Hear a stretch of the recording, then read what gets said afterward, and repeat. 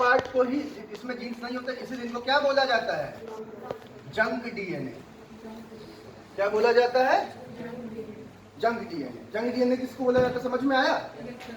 अच्छा, ये कोडिंग कर रहे हैं, इसका मतलब क्या होता है?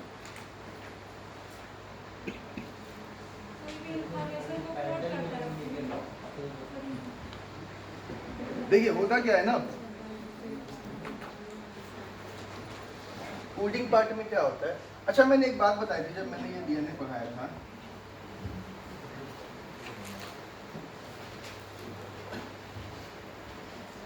ये जो पार्ट है इसका, शुगर फॉस्फेट बैकबोन वाला पार्ट, वो स्ट्रॉन्ग होता है कि वीक होता है? स्ट्रॉन्ग होता है।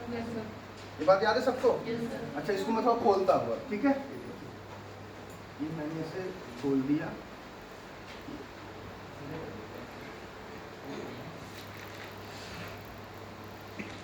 ठीक। ये भी वही है, सेम डबल स्ट्रैंडेड है, बस हेलिकल नहीं है, ठीक है? ये वाला बॉन्ड जो होता है, हाइड्रोजन बॉन्ड, स्ट्रॉन्ग होता है कि वीक होता है? वीक होता है ना? अब क्या होगा, मान लीजिए जीन्स है, ये बॉन्ड बीच में से तोड़ा जाएगा। क्यों तोड़ा जाएगा? जीन का काम क्या होता है? हा? जीन का काम क्या होता है? प्रोटीन बनाने के लिए जो इंफॉर्मेशन चाहिए होती है वो किसके पास होती है? जीन के पास होती है ना? जीन क्या होता है? Part of DNA. कितने जीन होते हैं? 25,000 अप्रॉक्स। कहीं 30,000 मिलेगा, कहीं 22,000 मिलेगा, ऐसा नहीं फिर आके मुझे बोलेगा आप गलत पढ़ा रहे हैं, ठीक है ना? 25,000 जीन्स होते हैं। इनका काम क्या होता है?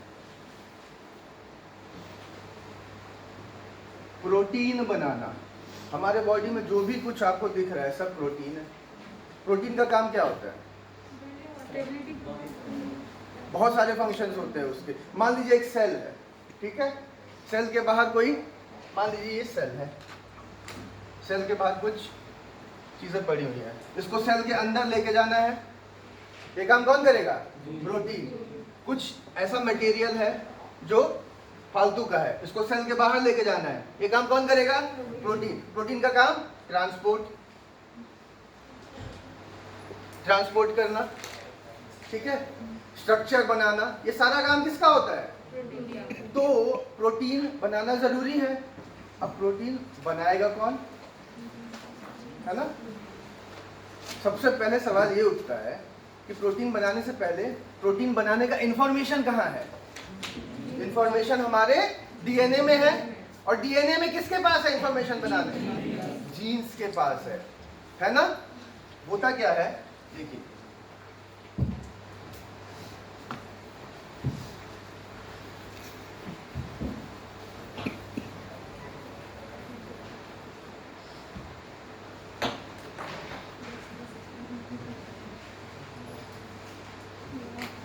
जीन्स पहले आरएनए में कन्वर्ट होती है। किसमें? ठीक है, अभी समझाता हूं इसको डिटेल में।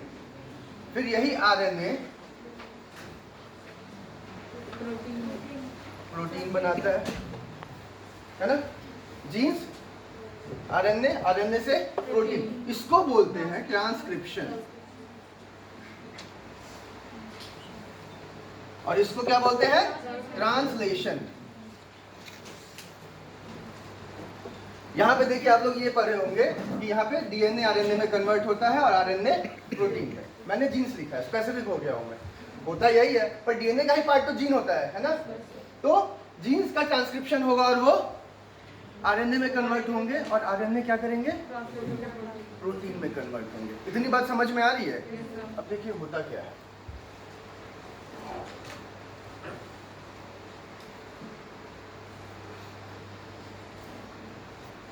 आरएनए के बारे में पहले देख लेते हैं। हाँ, आरएनए के बारे में मैंने बताया नहीं, डीएनए के बारे में भी बताया है ना? आरएनए के बारे में थोड़ा सा समझ लीजिए। देखिए डीएनए में क्या था, ए किसके साथ हो रहा था? टी, है ना? सी किसके साथ हो रहा था? जी के साथ। आरएनए में टी की जगह क्या आ जाता है? यूरेसिल।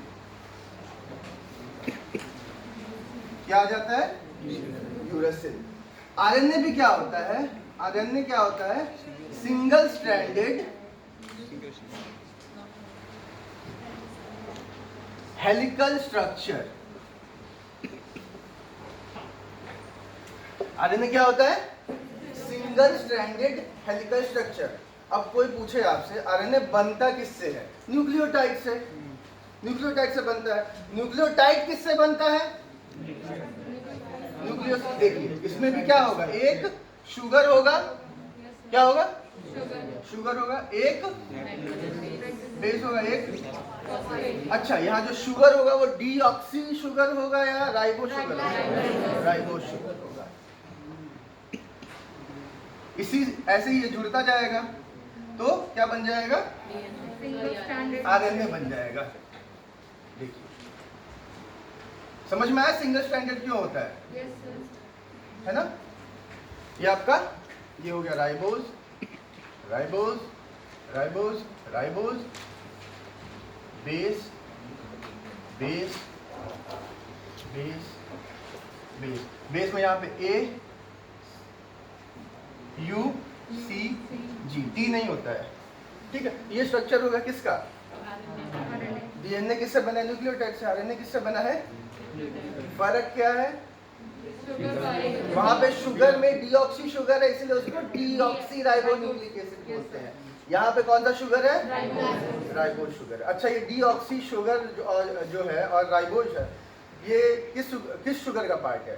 पेंटोज, है ना? ये बात समझ में आ गई सबको? अच्छा, अब देखिए आरएनए कितने टाइप के होते हैं। ठीक है, कितने टाइप के होते हैं? हाँ,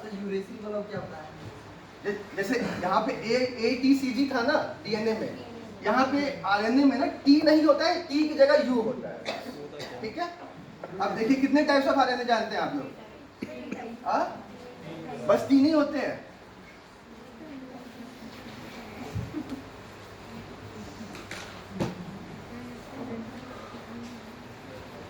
अभी पिछले साल या पिछले साल एक क्वेश्चन आया था यूपीएससी में आरएनए इंटरफेरेंस पे।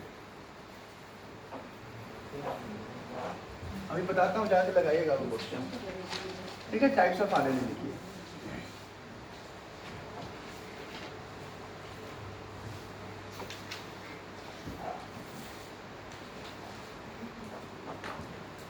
MRNA, rRNA, tRNA. अब इसके बाद कौन सा आरएनए? इसके बाद इंटरफेयरिंग आरएनए। इसमें भी 2-3 होते हैं, लिख लीजिए। एंटीसेंस आरएनए, उसके बाद होता है माइक्रो आरएनए, उसके बाद होता है साइलेंसिंग आरएनए। लिख लीजिए।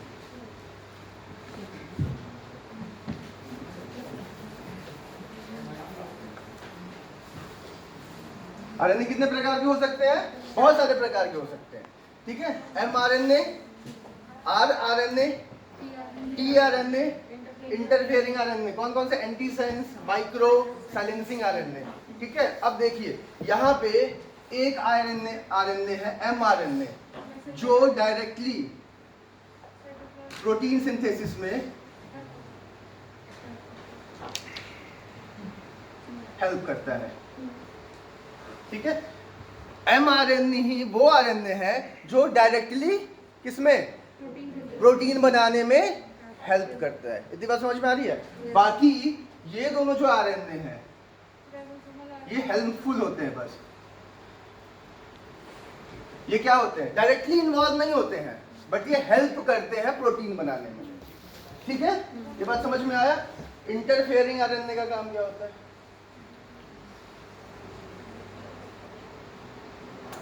देखिए, डीएनए से आरएनए बन रहा था, आरएनए से प्रोटीन बन रहा था। ठीक है, इसको क्या बोलते हैं? Gene expression. जीन जब अपने आप को एक्सप्रेस करता है तो जीन अपने आप को किस फॉर्म में एक्सप्रेस करता है? प्रोटीन बना के एक्सप्रेस करता है। जीन एक्सप्रेशन मतलब क्या हुआ कि जीन से प्रोटीन बनने की प्रक्रिया। जीन अपने आप को प्रोटीन बना के एक्सप्रेस कर रहा है। ये बात समझ में आ रही है? इंटरफेयरिंग आरएनए का काम क्या होता है? जीन एक्सप्रेशन को रोक देना, मतलब प्रोटीन नहीं बनने देना। ऐसा जरूरी क्यों है? अच्छा, आप सब लोग लिख रहे हैं अभी? नहीं, एक्सेस अमाउंट इसलिए नहीं होता है।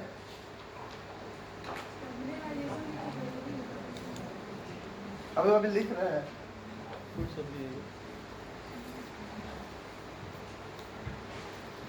मान लीजिए आपको कोई बीमारी हो गई, ठीक है, कोई बीमारी हो गई।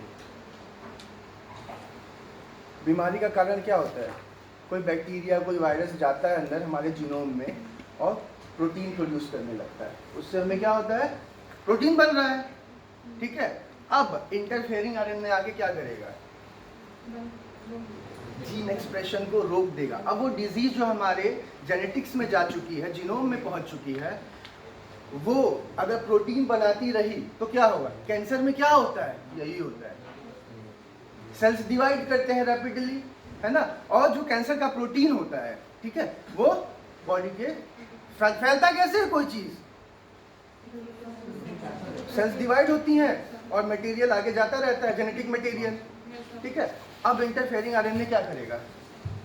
वो जीन एक्सप्रेशन को आके रोक देगा। जीन एक्सप्रेशन में यहाँ क्यों कह रहा हूँ? कोई डिजीज आई और हमारे जेनेटिक्स जीनोम में एंटर कर गई।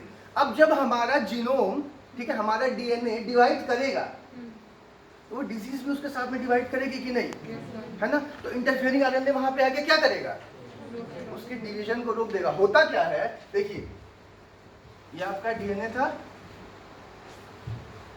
इंटरफेयरिंग आरएनए या कोई दवाई होती है, वो आगे क्या करती है? इस सिरे को पकड़ लेती है। अब जब पकड़ लेगी इस सिरे को, तो क्या ये बीच में से ऐसे टूटेगा? और अगर नहीं टूटेगा तो डिवीजन नहीं होगा, और डिवीजन नहीं होगा, बीमारी वहीं पे रुक जाएगी। इंटरफेयरिंग आरएनए क्या करता है, समझ में आया? 2019 या 2020 में आरएनएआई करके एक क्वेश्चन आया था, ठीक है, सबके ऊपर से निकल गया था। यही कॉन्सेप्ट था उसमें, ठीक है। अब जाके आप घर में वो क्वेश्चन लगाएंगे, वो क्वेश्चन बहुत आराम से लग जाएगा, ठीक है ना।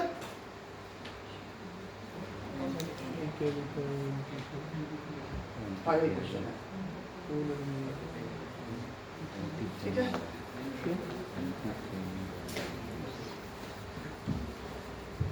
तो ये समझ में आया, ये टाइप्स ऑफ आरएनए क्या होते हैं, आरएनए कैसे बनता है, ये सारी बात समझ में आ गई।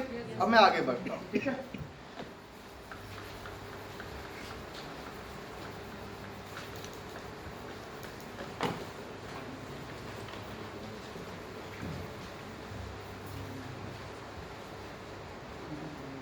अच्छा, कल किसी ने मुझसे पूछा था वो डीएनए प्रोफाइलिंग बिल के बारे में, है ना, वो भी बताऊंगा। देखिए, मैं हर चीज बताऊंगा जो भी एग्जाम में आने वाला होगा, वो चीजें मैं सारी चीजें आपको यहाँ से बता के जाऊंगा, टेंशन में ना रहें। तो टेंशन को पेंशन लेने भेज दीजिए, नहीं तो फिर क्या होगा, बहुत जल्दी पूरे हो जाएंगे, है ना।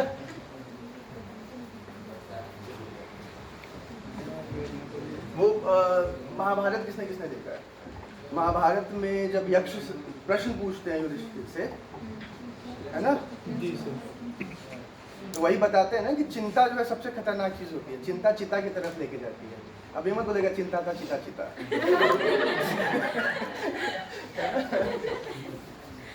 अच्छा, अब देखिए, अब मैं आपको बताता हूँ कि ट्रांसक्रिप्शन और ट्रांसलेशन कैसे होता है, ठीक है।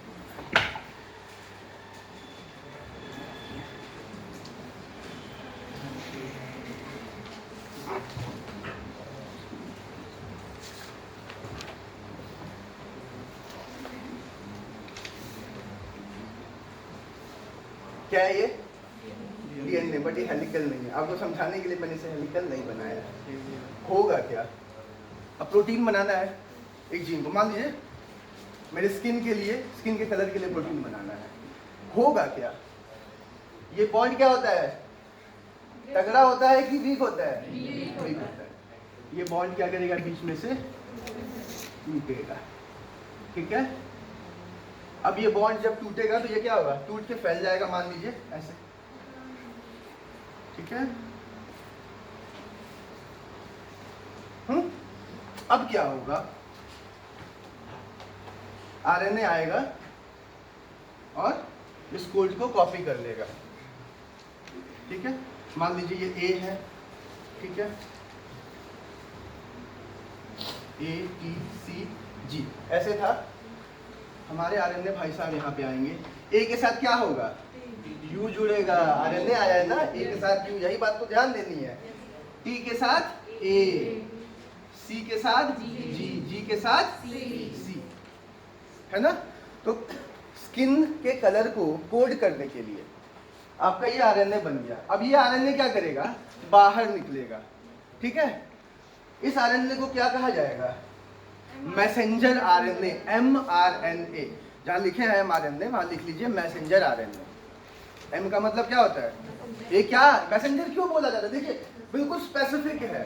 साइंस में एक चीज अच्छी है कि वर्ड्स जो होंगे ना, बिल्कुल आप अगर उसके मतलब ट्रू मीनिंग पे जाएंगे तो आपको समझ में आ जाएगा। तो मैसेंजर आरएनए करता क्या है, मैसेज लेके जाता है, किसका, प्रोटीन बनाने के लिए जो कोड होता है वो लेके जाता है। इतनी बात समझ में आई। ये तो भाई साहब ये बाहर आए, फिर उसके बाद ये जाएंगे न्यूक्लियस के बाहर निकलेंगे। ठीक है, एक मशीन होती है राइबोसोम जो प्रोटीन बनाती है। ये बाहर जाएंगे तो आरएनए, राइबोसोमल आरएनए इनको पकड़ लेगा। ठीक है, उसके बाद टीआरएनए क्या होगा, ट्रांसपोर्ट आरएनए। ट्रांसपोर्ट आरएनए क्या होगा, एक ट्रक है वो। ट्रांसपोर्ट आरएनए क्या है, ट्रक। ठीक है, ट्रक है, उसमें क्या अमीनो एसिड्स जो है रखे रहते हैं। एक ट्रक है जिसमें अमीनो एसिड्स रखे हुए हैं। ट्रांसफर आरएनए क्या है, एक ट्रक है, एक गाड़ी है जिसमें क्या रखा हुआ है, अमीनो एसिड्स। अच्छा, अमीनो एसिड्स क्यों जरूरी है, यहाँ देखिए, प्रोटीन जो होता है ना, प्रोटीन को बोलते हैं पॉलीपेप्टाइड्स। क्या बोलते हैं, पॉलीपेप्टाइड्स। और ये बनता कैसे है, ये देखिए, amino acid, amino acid, amino acid. तो अमीनो एसिड को जोड़ के, इसका मतलब प्रोटीन क्या है, it is a polymer of amino acids. समझ में आया। ये जो बॉन्ड है इसको, इनके बीच में, इसको क्या बोलते हैं, पेप्टाइड बॉन्ड। इसीलिए अमीनो प्रोटीन को का एक और नाम क्या है, इसको क्या बोला जाता है, पॉलीपेप्टाइड भी बोला जाता है। ये बात समझ में आया। अच्छा, तो हम निकले थे प्रोटीन बनाने। अब प्रोटीन बनाने के लिए चाहिए क्या, अमीनो एसिड्स चाहिए। ठीक है, तो वो अमीनो एसिड्स कौन लेके आ रहा है, टीआरएनए, है ना, टीआरएनए। ये हमारा ट्रक है, ये हम हैं और हम प्रोटीन बनाने जा रहे हैं। ठीक है ना। तो टीआरएनए जो है बहुत खुश रहता है अपने ट्रक को लेके। अब क्या होता है, आरएनए पकड़ के बैठा हुआ है। ये मिटा दो।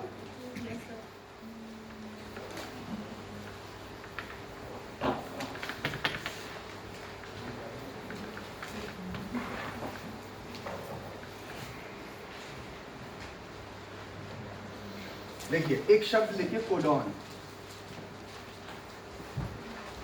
CODON, codon. ठीक है, नाइट्रोजनस बेस पेयर कितने थे, बेस कितने थे, नाइट्रोजन बेस 4। ठीक है, 4 थे। कोडॉन क्या होता है, जैसे AUCG, ये 4 थे आरएनए में नाइट्रोजनस बेसेस, है ना। अगर 3 को एक साथ ले लिया जाए इसको क्या बोलेंगे, एक कोडॉन। ठीक है, तो 4 थे, कितने कोडॉन बन सकते हैं टोटल, 64। ठीक है, अच्छा 64 बन सकते हैं। इसमें से जो 3 कोडॉन होते हैं, 3 कोडॉन, इनको बोला जाता है स्टॉप कोडॉन। क्या बोलते हैं,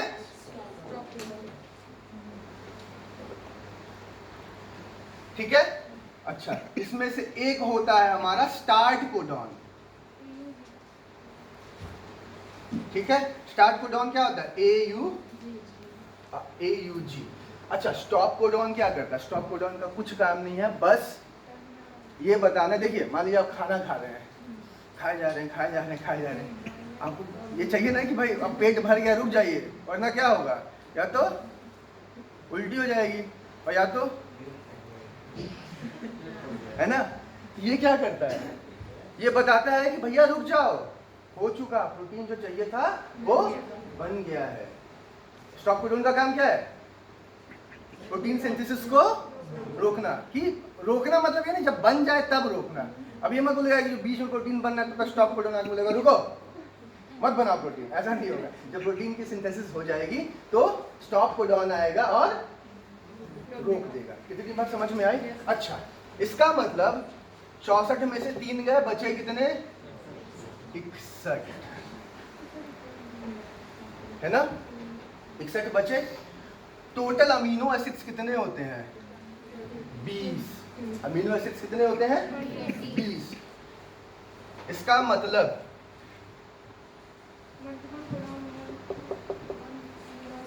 बहुत सारे ऐसे कोडॉन हैं जो एक से ज्यादा अमीनो एसिड बना सकते हैं। इसी को बोलते हैं कोडॉन डीजेनरेसी।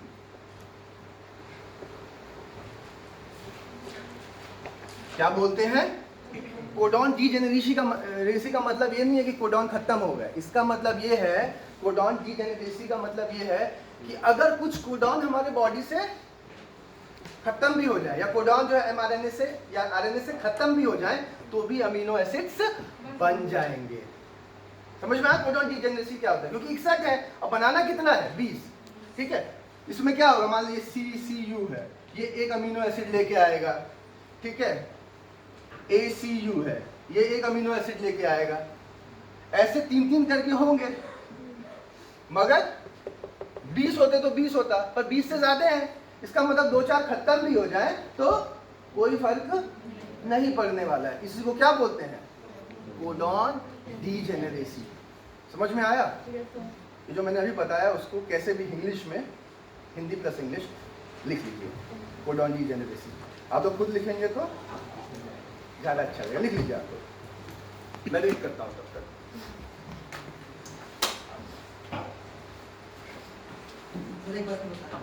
मैं बता देता हूँ, लिख लीजिए पहले।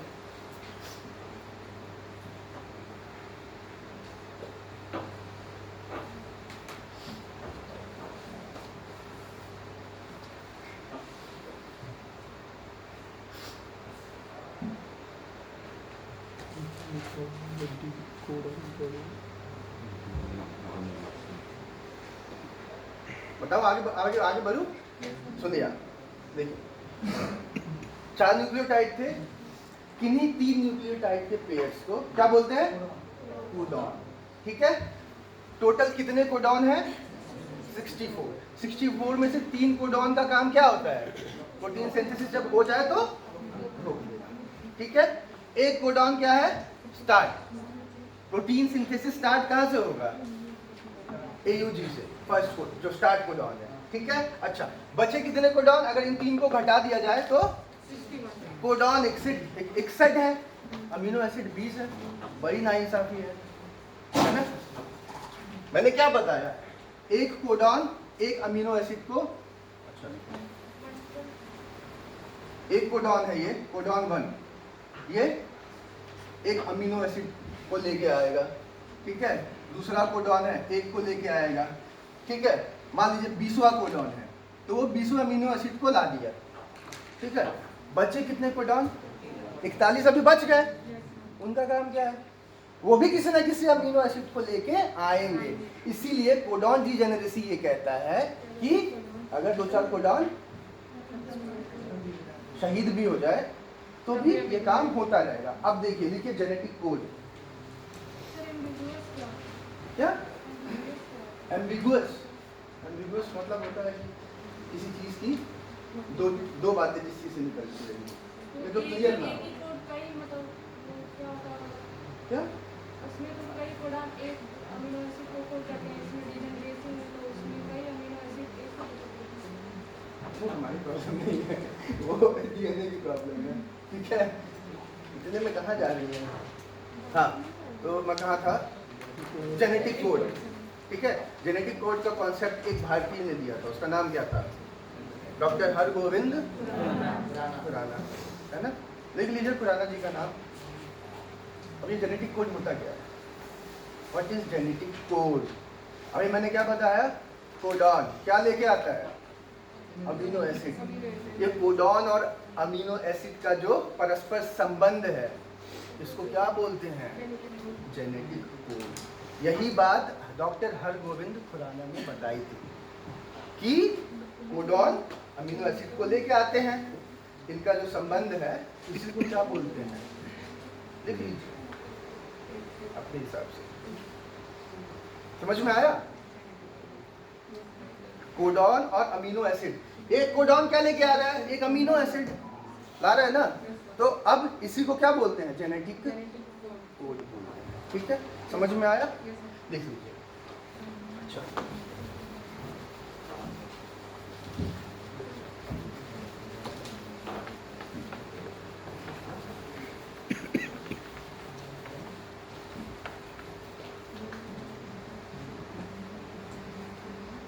mRNA क्या करता है? चिट्ठी लेके आता है। rRNA क्या है? एक मशीन है।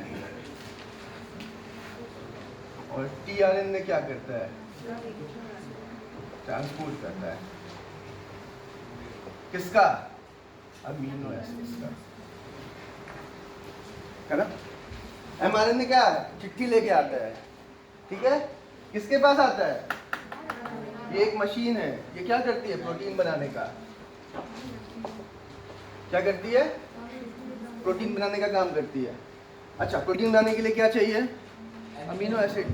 इस मशीन के पास वो कौन लेके आता है? Transfer RNA.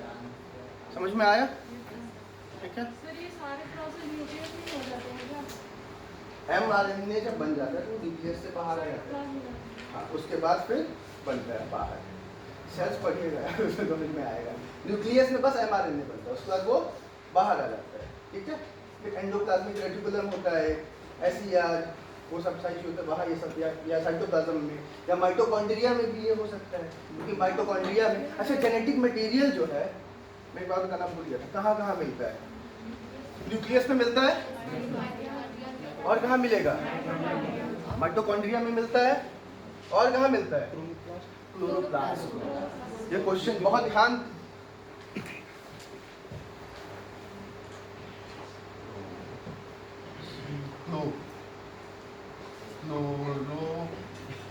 Chloroplast. Genetic material कहाँ कहाँ मिल सकता है ना?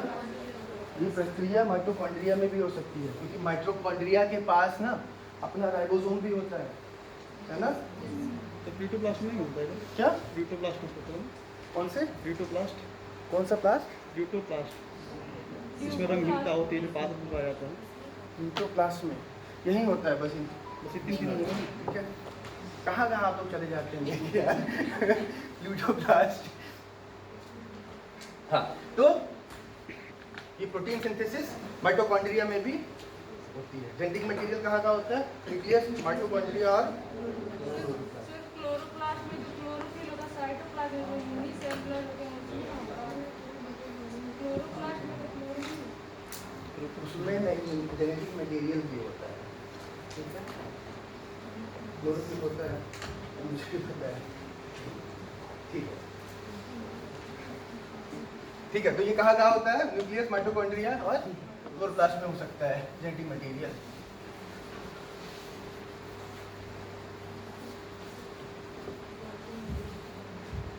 आप लोग बहुत अधीर हो रहे हैं, जानते हैं क्यों? अब मैं यहाँ पे आपको सेल की पढ़ाऊँ पूरा, अभी मैं आपको बायोटेक्नोलॉजी पढ़ा रहा हूँ, जिसमें मैं जीनोमिक्स पढ़ा रहा हूँ। जीनोमिक्स पे ध्यान दीजिए ना, आप सेल बायोलॉजी में क्यों जा रहे हैं? मुझे सेल बायोलॉजी तो वैसे रामेश्वर सर क्लास लिए है ना? बहुत बढ़िया से।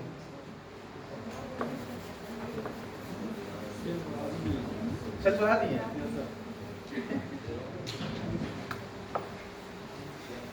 देखिए, मैं आपको उतना ही पढ़ा रहा हूँ ना जितना आपके लिए ज़रूरी है।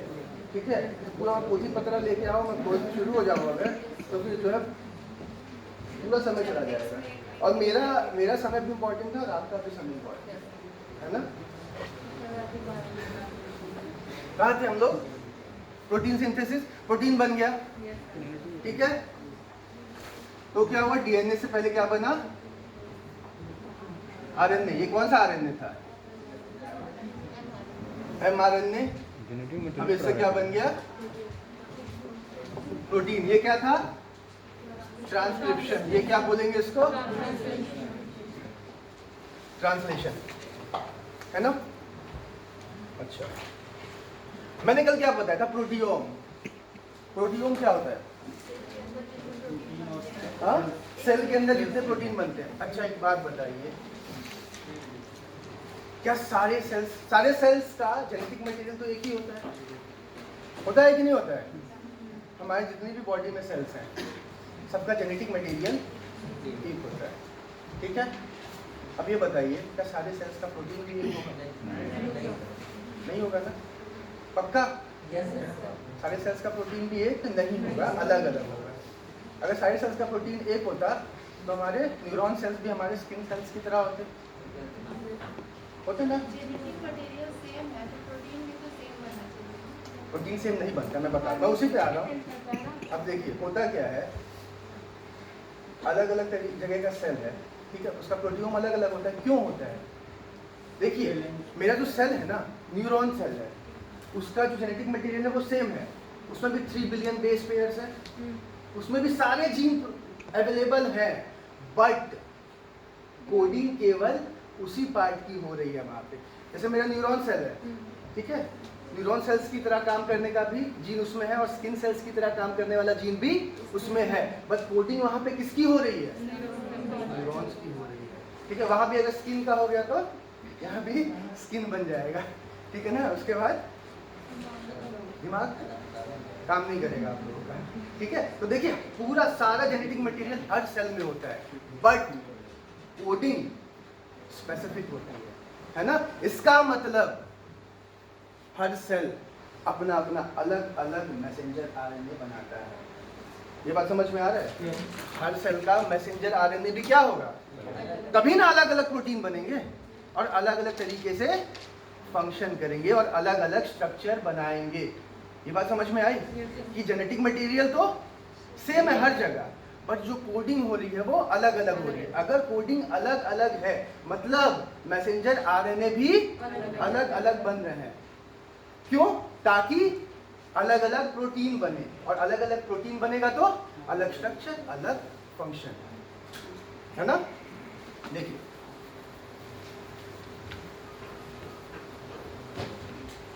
सेल है ये, है ना, ठीक है। इसमें क्या हो गया आपका जेनेटिक मटेरियल। जेनेटिक मटेरियल सब में क्या है, सेम है, बट प्रोटीन क्या है, देखिए जीनोम क्या है, देखिए जीनोम सेम है, बट प्रोटियोम हर सेल का अलग अलग है। क्यों अलग अलग है, क्योंकि डिफरेंट कोडिंग है, डिफरेंट कोडिंग है तो डिफरेंट एमआरएनए बन रहे हैं, है ना। ये बात समझ में आई कि सब अलग अलग क्यों है, और जेनेटिक मटेरियल सब जगह सेम होता है, ठीक है। चलिए, उसके बाद क्या था,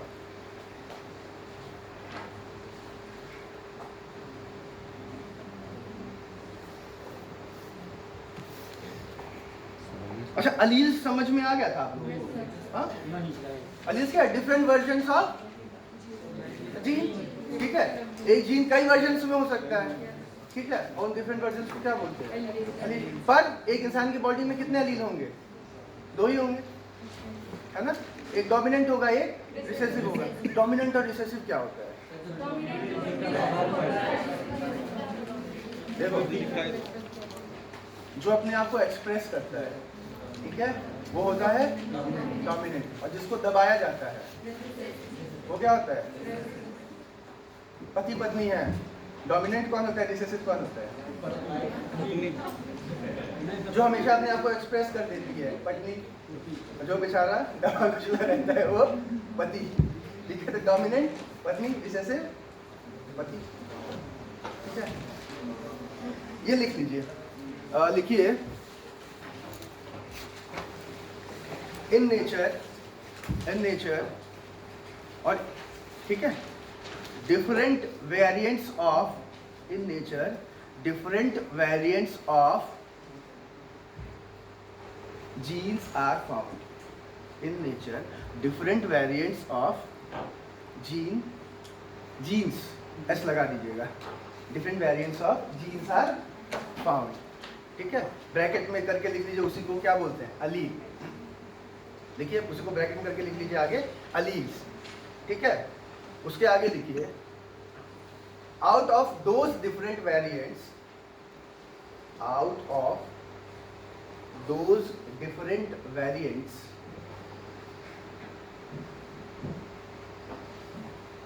human contains a single human contains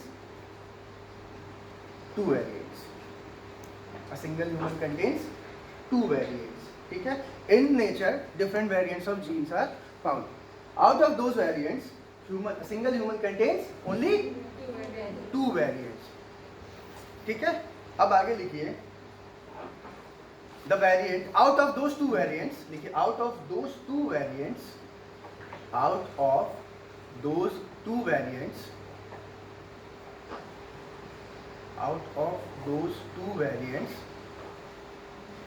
the gene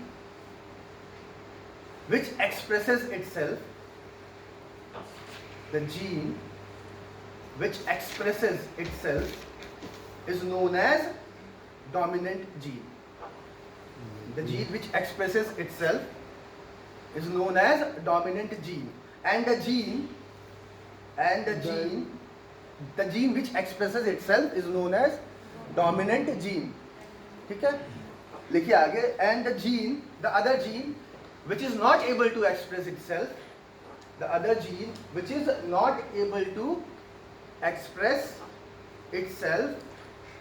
in presence of dominant gene is called क्या in presence of dominant genes is called recessive ठीक है is called recessive gene ठीक है डोमिनेंट और रिसेसिव समझ में आया जैसे मैंने क्या कहा कि बहुत सारे जीन्स के वेरिएंट्स मिलते हैं कल मैंने आंखों का एग्जांपल दिया था काली आंख भूरी आंख पीली नीली काली जो भी मतलब जो भी मिलता है सोच लीजिएगा तो वो क्या डिफरेंट वेरिएंट्स है ना अब उन वेरिएंट्स में कोई दो होगा हमारे अंदर देखिए एक चीज और समझिए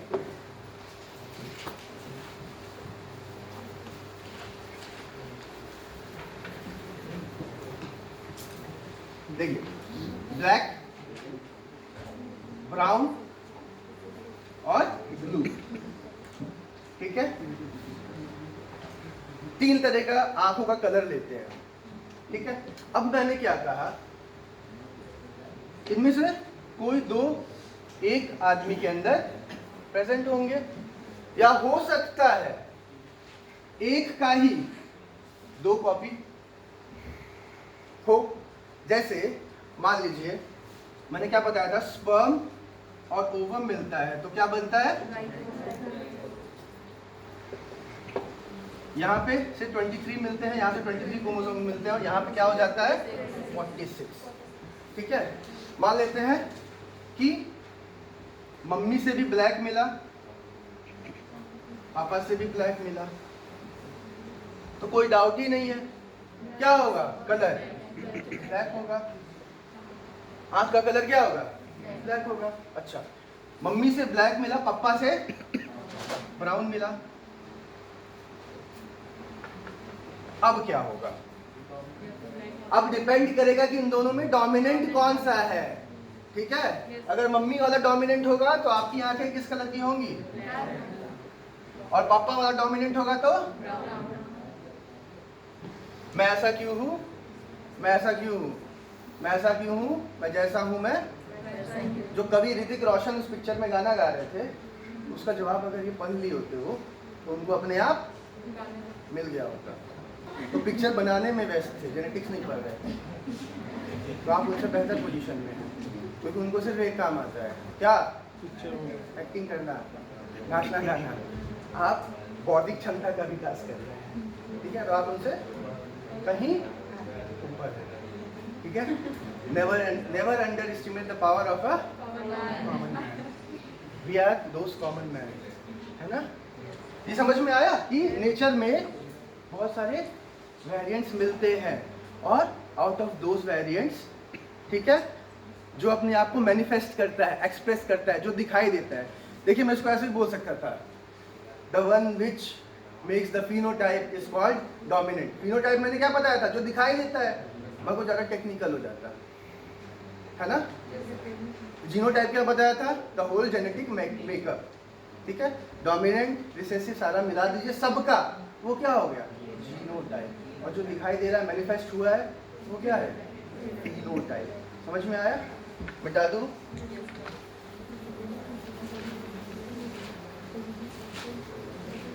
देखिए ह्यूमन जीनोम प्रोजेक्ट, अच्छा एक चीज भूल गया, ट्रांसक्रिप्टोम लिख लीजिए, ट्रांसक्रिप्टोम। ट्रांसक्रिप्शन का मतलब क्या होता है, ट्रांसक्रिप्शन, ट्रांसक्राइब करना, चीटिंग करना, है ना। कोई चीज लिखी हुई है, ठीक है, आप लिख रहे हैं अपनी कॉपी में, जो मैं लिख रहा हूँ, आप क्या कर रहे हैं, ट्रांसक्राइब कर रहे हैं, चीटिंग नहीं कर रहे हैं, इसको चीटिंग नहीं बोलेंगे। मैंने अलाउ किया है आपको लिखने के लिए ना, है ना।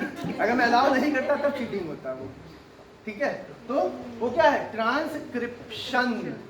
तो डीएनए से जब आरएनए बन रहा था, क्या हो रहा था, ट्रांसक्रिप्शन। मतलब जो इंफॉर्मेशन हमारी डीएनए पे थी, उसको आरएनए क्या कर रहा था, वहां जाके ट्रांसक्राइब कर रहा था। मैंने अभी बताया था कि आप बिल्कुल ट्रू मीनिंग पर जाएंगे तो सारी चीजें समझ में आ जाएंगी। ट्रांसलेशन मतलब क्या होगा, एक चीज से दूसरी चीज बनाना। वहां पे क्या हो रहा था, प्रोटीन बन रहा था, उससे वो ट्रांसलेशन हो रहा था। समझ में आया। अच्छा, ट्रांसक्रिप्शन से ही निकल के आया है ट्रांसक्रिप्टोम। क्या आया है, ट्रांसक्रिप्टोम। ट्रांसक्रिप्शन का काम कौन करता है, आरएनए करता है ना। तो जो भी आरएनए है उन्हीं को क्या बोलते हैं, ट्रांसक्रिप्शन। जो आरएनए है जो कोडिंग का काम कर रहे होते हैं, जो जाके डीएनए में ट्रांसक्राइब कर रहे होते हैं, उनको क्या बोलेंगे, ट्रांसक्रिप्टोम। और ये काम कौन करता है, समझ में आया ट्रांसक्रिप्टोम क्या होता है। सवाल आया हुआ है ये, इसीलिए मैंने ये बताया आपको। क्वेश्चन ये पूछ चुका है कि ट्रांसक्रिप्टोम क्या होता है, ठीक है।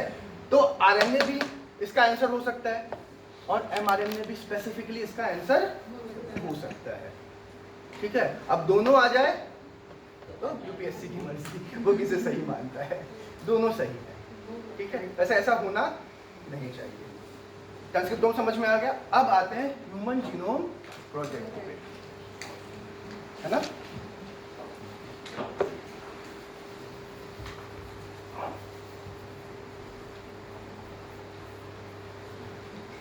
देखिए हमारी सृष्टि में बहुत सारी घटनाएं घटित हो रही हैं, ठीक है। अब हमें यह जानना था कि हम जिस जेनेटिक मटेरियल के बने हैं, है ना, वो क्या है, वो क्या है। तो हमने क्या किया, एक प्रोजेक्ट लॉन्च किया, ह्यूमन जीनोम प्रोजेक्ट 1990 में लॉन्च होता है। किस लिए, इंसान के जेनेटिक मटेरियल के बारे में जानकारी हासिल करने के लिए, ठीक है। तो ह्यूमन जीनोम प्रोजेक्ट क्या बताता है कि हमारे बॉडी में जो जेनेटिक मटेरियल है उसमें कितने बेस पेयर हैं, 3 बिलियन बेस पेयर्स हैं। और कितने जीन्स हैं, 25,000 जीनोम्स हैं। तो ह्यूमन जीनोम प्रोजेक्ट ने बेसिकली क्या था, जीनोम सीक्वेंसिंग। देखिए जीनोम सीक्वेंसिंग किया था। जीनोम सीक्वेंसिंग क्या होता है, अपने जीनोम के बारे में जानकारी इकट्ठा कर ली मैंने, that is known as genome sequencing. और क्रूड लैंग्वेज में अगर बताऊं तो इन 3 बिलियन हमारे बॉडी में कितने बेस पेयर्स हैं, ये जानकारी मैंने इकट्ठा कर ली। इसको क्या बोलेंगे, जीनोम सीक्वेंसिंग, या फिर जीन सीक्वेंसिंग भी बोल सकते हैं। जीन सीक्वेंसिंग का मतलब क्या हुआ कि हमारे बॉडी में इतने जीन्स हैं, यहाँ लोकेटेड हैं। इसको सीक्वेंस करने का मतलब क्या हुआ कि जानकारी हासिल कर लेना, तो इसी को क्या बोलते हैं? डीएनए सीक्वेंसिंग भी बोल सकते हैं, जीनोम सीक्वेंसिंग भी बोल सकते हैं, जीन सीक्वेंसिंग भी बोल सकते हैं, न्यूक्लियोटाइड सीक्वेंसिंग भी बोल सकते हैं। सारी चीजें क्या है?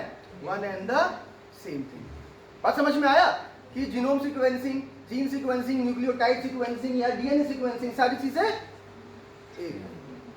ठीक है, हमने ये अद्भुत ज्ञान हासिल कर लिया।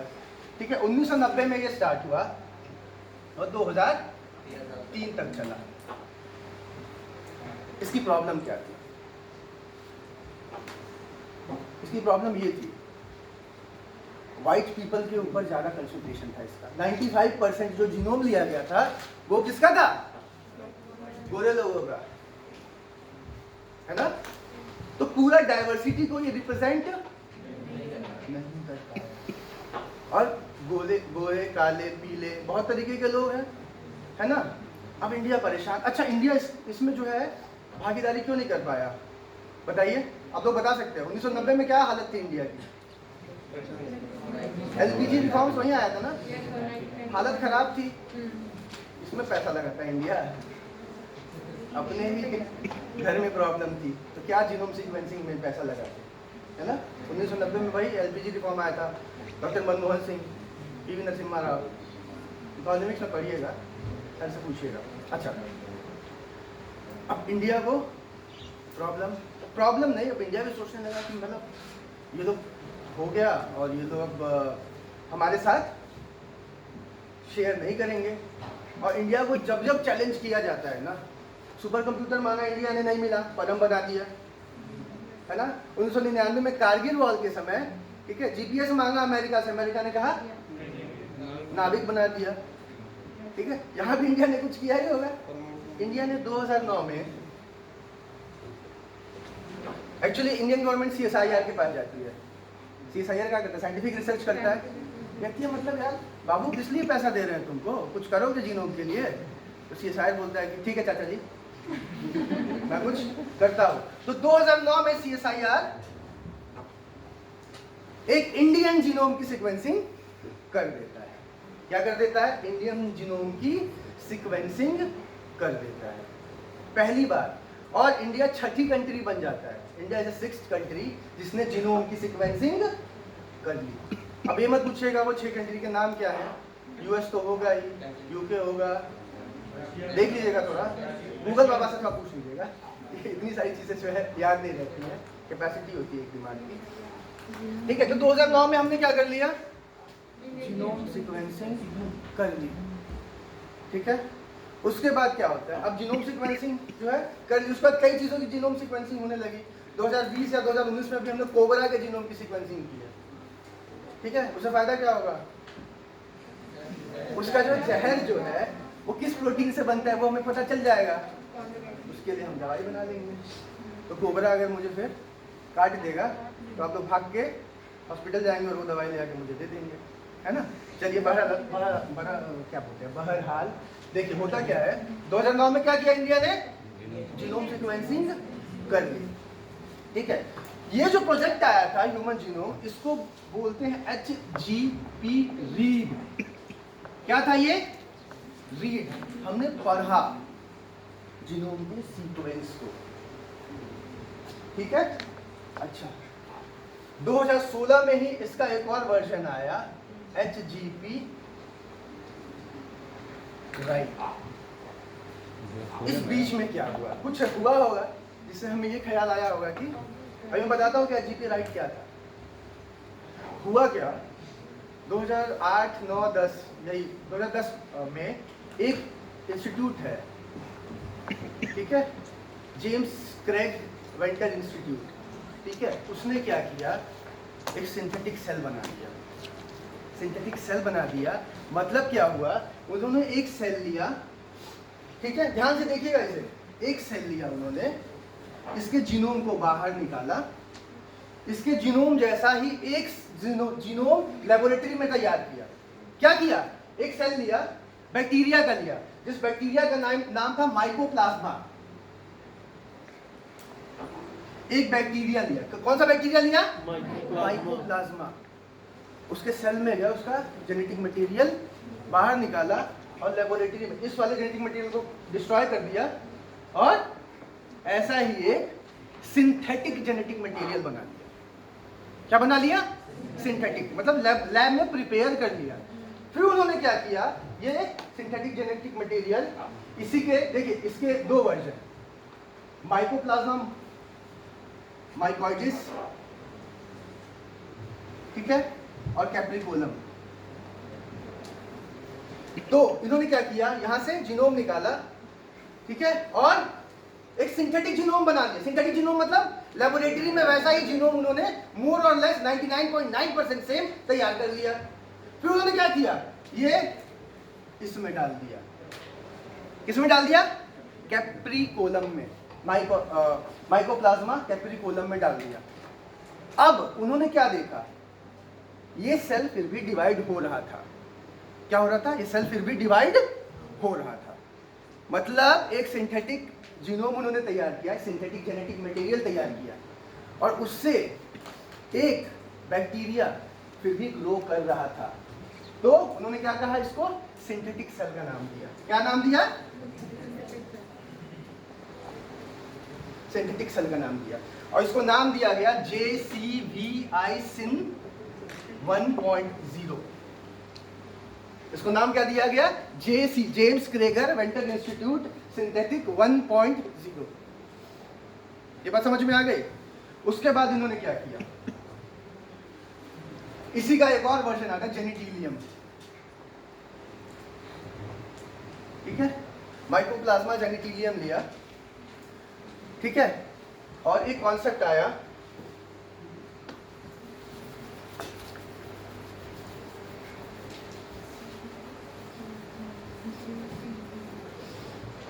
Minimal jeans.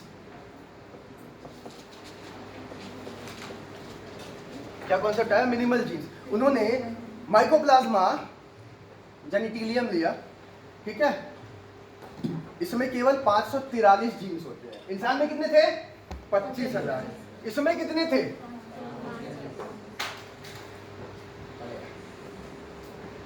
ठीक है, 543 थे या कुछ रहे होंगे, याद नहीं आ रहा है, देख लीजिएगा। अब इन्होंने क्या किया, इसके जीन्स इन्होंने क्या किए, घटाने स्टार्ट किए। क्या किए? निकालने स्टार्ट किए, और ये देखना स्टार्ट किया कि क्या जीन निकालने के बाद भी ये जिंदा रह सकता है। निकालते गए निकालते गए निकालते गए, ठीक है। जब ये जीन का नंबर 472 हुआ, बैक्टीरिया क्या हुआ? मर गया, और 473 तक वो जिंदा था। मतलब उन्होंने एक बैक्टीरिया लिया जिसके अंदर कितने जीन्स थे? 543। उसके जीन्स एक एक करके निकालना स्टार्ट किए, ठीक है। अब निकालना स्टार्ट किए, जब 473 तक पहुंचे तो वो जिंदा था। जैसे 472 हुआ, क्या हुआ? वो मर गया। उन्होंने इसी को नाम क्या दिया? Minimal jeans. मिनिमल जीन्स वो कौन सी जीन्स होती हैं? मिनिमम नंबर ऑफ जीन्स जो किसी ऑर्गेनिज्म के सर्वाइवल के लिए इंपॉर्टेंट है। ये बात समझ में आया? मिनिमल जीन्स समझ में आया क्या होता है? ठीक है। अच्छा, अब देखिए हुआ क्या, 473 था, ठीक है, बट यहाँ पे जो शेल का डिवीजन हो रहा था, ठीक है, वो यूनिफॉर्म नहीं था, उल्टे सीधे सेल्स बन रहे थे, ठीक है। अच्छा, ये जो मिनिमम, ये जो 473 पे आया, इसको उन्होंने नाम दिया JCVI SYN 3.0। क्या नाम दिया? JCVI, James Craig Venter Institute synthetic 3.0। अब उन्होंने क्या देखा कि ये जो सेल डिवाइड कर रहा था तो यूनिफॉर्मिटी नहीं थी, बड़ा सेल बन रहा था, छोटा सेल बन रहा था। अब उन्होंने सोचना स्टार्ट किया कि अब क्या होगा, ऐसा क्यों हो रहा है। फिर उन्होंने क्या किया, 4-5 साल रिसर्च किया और 7 जीनों की पहचान की, और 7 जीन, और फिर उन्होंने क्या किया, इसी में 7 जीन और जोड़ दिए, जिससे क्या हुआ, सेल्स यूनिफॉर्मली डिवाइड करने लगे। उसको उन्होंने क्या नाम दिया? JCVI SYN 3A। ये थी यहां तक की स्टोरी। ये बात समझ में आया? सिंथेटिक सेल समझ में आया सबको? हाँ, उसके बाद मिनिमल जीन समझ में आया। अब देखिए, ये एक्सपेरिमेंट हो गया तो इंसान भी अब सोचने लगा कि क्या सिंथेटिक जीनोम बनाया जा सकता है। ठीक है, तो ह्यूमन जीनोम प्रोजेक्ट 2003 में खत्म हो गया था। 2016 में यही सोच के HGP राइट स्टार्ट किया गया कि अब हम ह्यूमन जीनोम बनाएंगे लेबोरेटरी में। मतलब अगर ऐसा हो गया तो हम क्या बन जाएंगे? कभी कभी तो लगता है अपुनिच भगवान है। HGP राइट किस लिए बनाया स्टार्ट हुआ कि सिंथेटिक जीनोम ह्यूमन का बनाया जा सके। इसका मतलब ये नहीं है कि लिखा जाएगा, उस समय रीड किए थे और अब लिखेंगे। यहाँ लिखना नहीं है, लिखने का मतलब यहाँ पे क्या हुआ कि हम वैसा ही जीन